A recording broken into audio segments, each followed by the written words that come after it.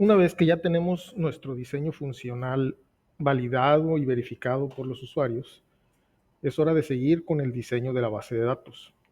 En este caso, para este curso vamos a utilizar una base de datos relacional, SQL Server, aunque también hemos probado esto mismo en MySQL, y en teoría podría migrarse a otros tipos de bases de datos relacional.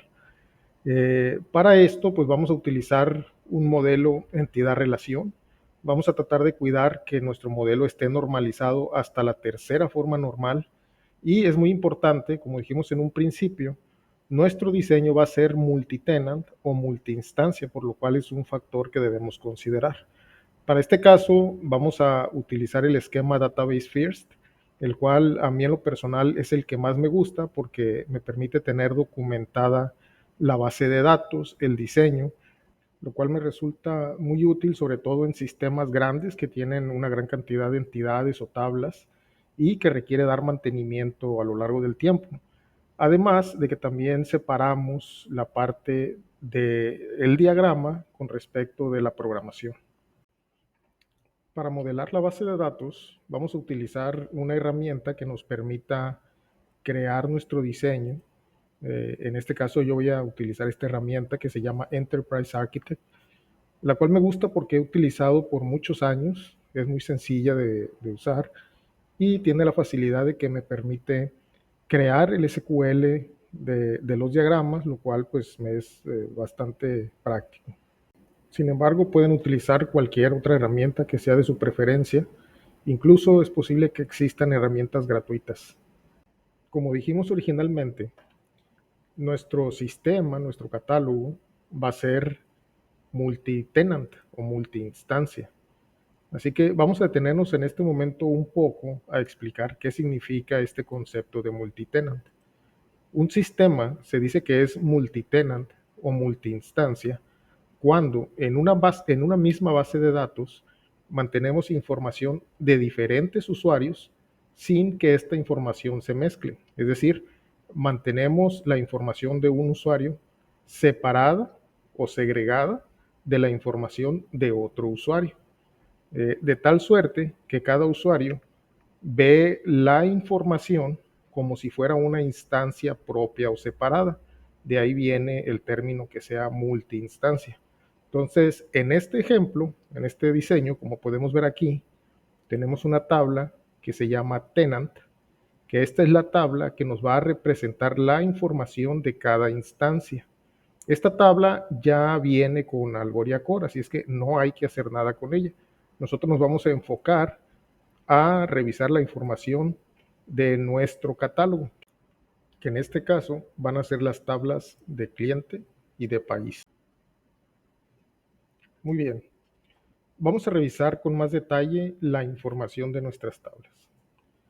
Como vimos en el diseño funcional, establecimos que nuestra tabla de clientes iba a tener el país de residencia o el país del cliente, la razón social, el nombre comercial, su registro tributario o ID de registro tributario, su teléfono, su correo electrónico y vamos a manejar unas banderas para determinar si el cliente está activo o no y vamos a manejar también una bandera para manejar un concepto que se llama soft delete, es decir, al momento de eliminar un registro de la base de datos va a ser un borrado lógico.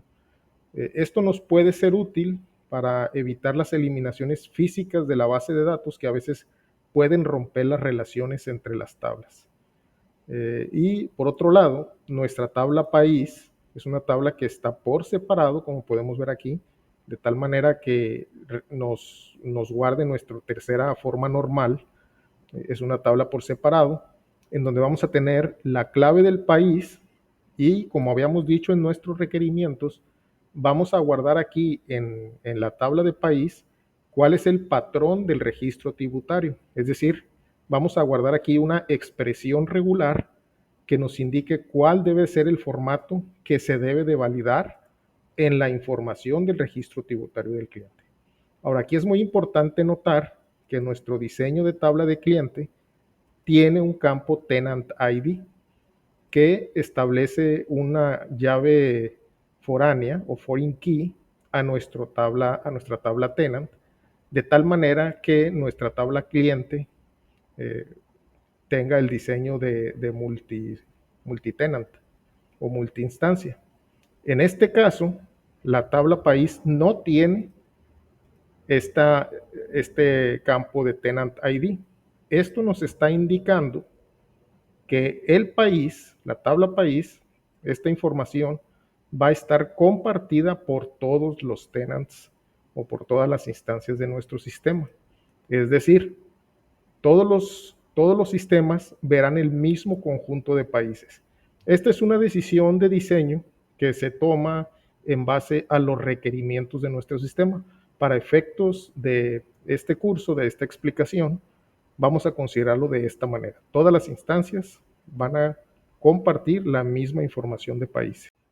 Ya por último, les quiero comentar algo que yo en lo particular considero muy importante y tiene que ver con las decisiones que tomamos al momento de hacer el modelado de nuestra base de datos, que son temas relacionados a el tipo de datos que vamos a seleccionar, la longitud de los datos, si el dato va a ser obligatorio o no, los índices que vamos a establecer, etcétera. Toda esta información o todas estas decisiones que tomamos al momento de hacer nuestro modelo pueden impactar en la manera en que representamos los objetos con respecto a las cosas de la vida real y pueden impactar en el funcionamiento, pero también en el desempeño de la información. Por eso les quiero insistir en que el modelado de la base de datos es una etapa muy importante que no hay que dejar fuera. Si alguien quiere que le comparta el modelo completo de Algoria Core, ya sea en el formato original o en PDF, solo envíeme un mensaje por Twitter y con mucho gusto se lo hago llegar a su correo electrónico.